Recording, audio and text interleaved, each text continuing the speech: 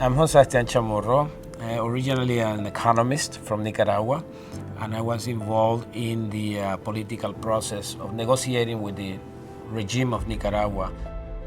I announced my decision to run for president of the country, and I was captured by the regime of Daniel Ortega in Nicaragua, basically kidnapped from my house in front of my wife and my daughter, and I spent 611 days as a political prisoner. The night that he was taken from our home was one of the worst experiences that I can remember. And since then, I decided that I was not going to stay in my house with my daughter. During that time, I was sentenced to 13 years in prison in a fake trial with no witnesses. But after he was disappeared and detained in such a horrible way, I decided that I had to do something because of the injustice that my family was put under. So we started this international advocacy.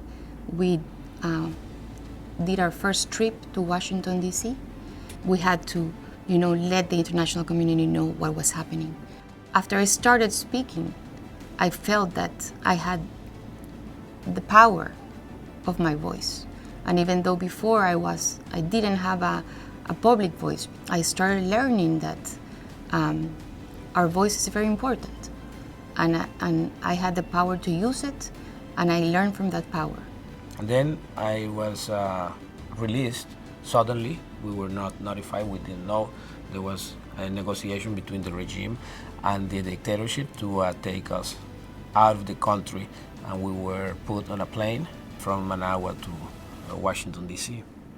They were already here in the United States, so I met them the very same day that I was released. So it obviously was an extremely happy moment, probably the happiest moment of my life. Notre Dame has been an important part of our lives in the recent years. Our daughter was accepted to Notre Dame, and as a family, the three of us were so happy that she was coming here.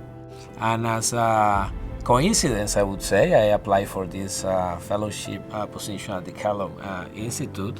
And now I'm a fellow at the Kellogg Institute and writing a book with Vicky describing all the experiences that we had, with a particular emphasis on the violations of our rights, our human rights.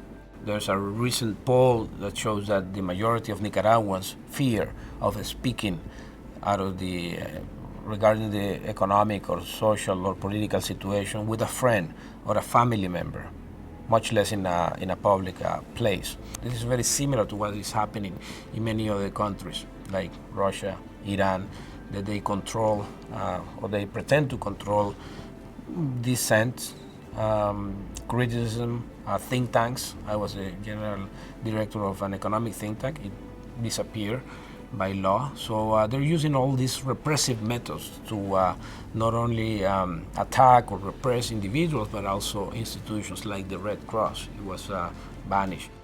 Now, in terms of the Kellogg and the KIO in general, this is an extremely academic environment in which these kind of discussions are promoted. So I feel really, really happy of the time and the privilege, and I think the importance of the KIO school and dealing with global affairs is extremely enriching for this type of discussions. I was brought here for a reason, to put that testimony and to share it with the students and the faculty at the KIO and the Kellogg.